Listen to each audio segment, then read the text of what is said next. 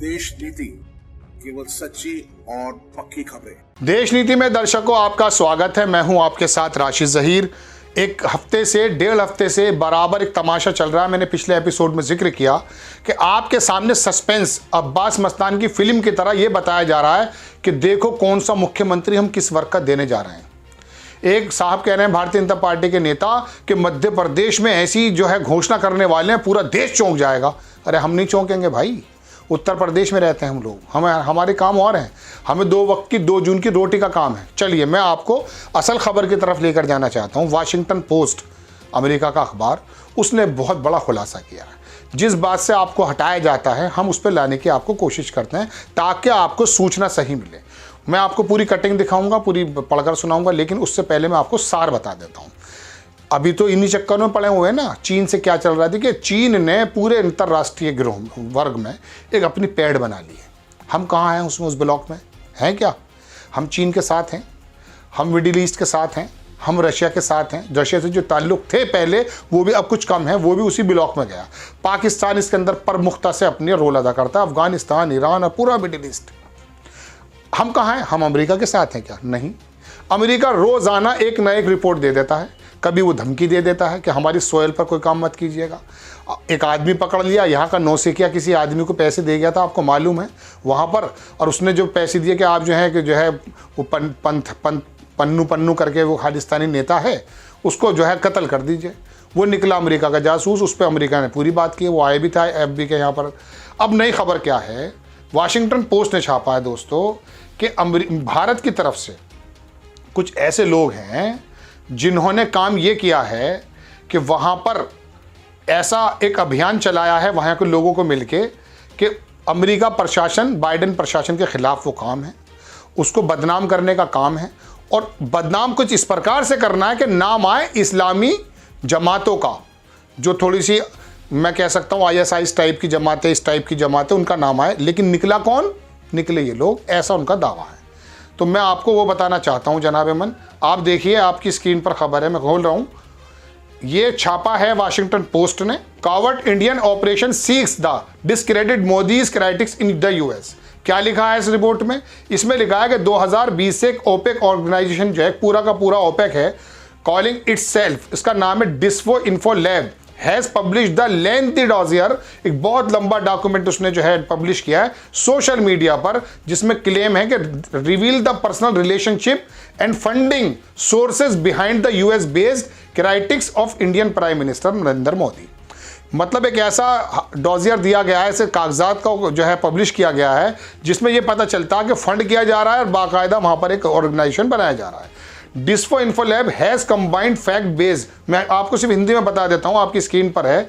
उन्होंने बताया कि humanitarian group, Indian American right activist, वहां पर जो लोग हैं as part of the conspiracy उसमें शामिल हैं, led by the global Islamic group and billionaire George Soros and undermine the India. George Soros के पीछे पड़ जाओ या फिर इस्लामिक ग्रुप को जो है ब्लेम किया जाए, काम इनका है, ऐसा कहना है वाशिंगटन पोस्ट का। बड़ी नाराजगी और बड़ी लंबी रिपोर्ट है। इसके अंदर इन्होंने लिखा कि disinfo lab was set up the it's run by the Indian intelligence officer, Indian intelligence officers का भी नाम इसमें है, to research and discredit foreign critics of the Modi government. According to the 3 people who worked in the organisation were familiar with its establishment. 3 लोग हैं, उसके अंदर intelligence के भी लोग हैं। While the claiming it aim to uncover anti India disinformation, the disinformation lab itself running the covert influence operation, this said. पूरी की पूरी उन्होंने खोल कर रख दी कलई कि किस तरह से आप लोगों के यहाँ काम हो रहा है। और उन्होंने भारतीय जनता पार्टी और जो उसके नेता देख लीजिए आप, डिसइंफो लैब एक्टिविस्ट शो, उन्होंने शो किया how the online propaganda online किस तरह से campaign waged by the BJP and its alliance have been expanding beyond their traditional domestic aims, shoring of the popular support of the, मतलब बहुत लंबी report है। अल जजीरा ने भी पिछले दिनों, आपको याद होगा, मैंने आपको बताया था, छापी थी गाजा के संबंध में कि सबसे ज़्यादा जो झूठे ट्वीट आ रहे हैं वो भारत की तरफ से आ रहे हैं और उसके अंदर साउथ में ज़्यादा है। मैं स्क्रीनशॉट ले लेता हूँ ताकि आपको पूरा प्रूफ मिल जाए। इसको आज हिंदू ने भी छापा है, लेकिन ये खबरें दरअसल आप तक नहीं आ पाती। क्यों नहीं आती साहब? आपको तो दरअसल इन खबरों में लगाया जाता है कि आपको दरअसल ये सरप्राइज़ देने वाले हैं हम, और ये साहब हमने आदिवासी मुख्यमंत्री दे दिया। मैं कल से परसों से आपको ये खबर बता रहा हूँ। आपको बुनियादी खबरों से दूर रखने के लिए बेहतरीन तमाशों का इंतज़ाम है। उनके तरकश में ऐसे तीर हैं कि आपको लगेगा कि अब्बास मस्तान की फिल्म देखने की ज़रूरत नहीं है, एक के बाद एक, एक के बाद एक, एक के बाद एक।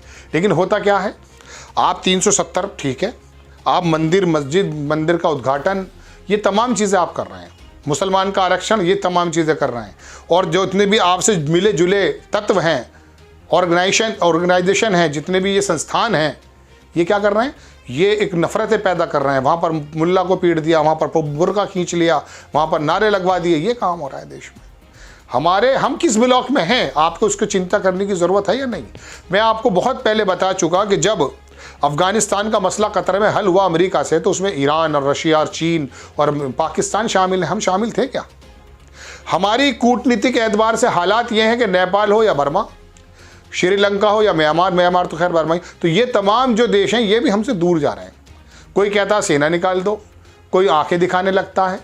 डोकलाम के अंदर आपने देखा है कि वो लोग जो कह रहे हैं चीन के साथ कि इसका स्टैक है यहाँ। आपको इन बातों से हटाया जा रहा है, बताया क्या जा रहा है, दुनिया में राज कर रहे हैं मोदी जी। अरे हम भी चाहते हैं हमारा भारतीय राज करे दुनिया में, लेकिन राज हो तो नहीं रहा ना, दरअसल हो तो कुछ और रहा है। 80 करोड़ लोग आप लोगों ने लाइन में लगा दिए हैं। हम सोच रहे थे कि ये अपने पैरों पर खड़े होकर के बड़े बड़े जहाज़ उड़ा देंगे, अपने घरों की छतों पर हेलीकॉप्टर आ जाएंगे, हमारा भी मन था। लेकिन यहाँ तो लाइन में लग गए साहब, और आप भी खुश हैं। आप में से एक वर्ग बहुत बड़ा बहुत ज़्यादा खुश है, राम राज्य आने वाला है। हम भी चाहते हैं राम राज्य आ जाए। राम राज्य में दरअसल सबका हक बराबर बटेगा। राम राज्य में दरअसल किसी पे जुल्म नहीं होगा।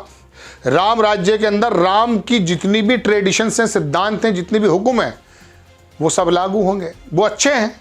दुनिया के किसी भी कम्युनिटी के लिए किसी भी धर्म की बातें गलत नहीं हो सकती। उसको इम्प्लीमेंट करने वाला, उसको बताने वाले ये लोग चोर होते हैं अक्सर, और यही नफरतें फैलाते हैं। आईएस क्या है?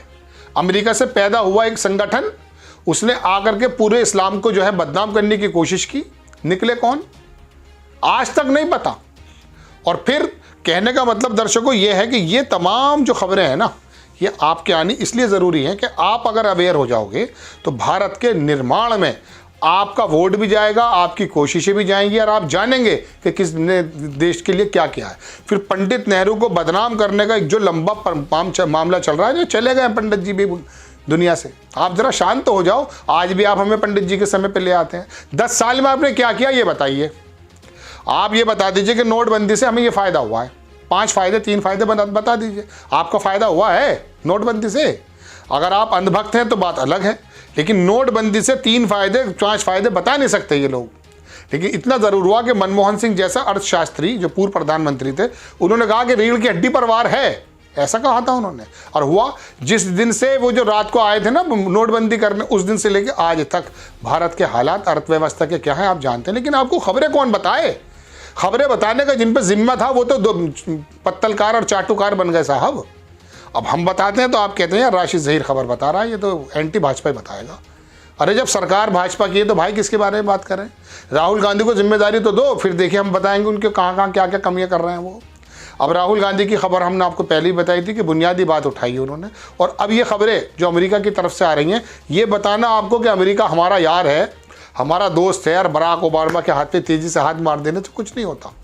बात यह है कि आपके साथ वो आपको बराबर धमकी दे रहे हैं। वहाँ के इंटेलिजेंस के अधिकारी आपके यहाँ आ रहे हैं और आपके इंटेलिजेंस के अधिकारियों पर आरोप लग रहे हैं। आपको दरअसल इस बारे में सोचना कि नौसिखिया तरीके से काम नहीं करना है, जिम्मेदार देश की तरह काम करना है। आपको खबर कैसी लगी अपनी राय कमेंट्स बॉक्स में ज़रूर दीजिएगा। चैनल को सब्सक्राइब कीजिएगा, शेयर कीजिएगा। नेक्स्ट टाइम मैं किसी खबर के साथ आता हूँ। जय हिंद।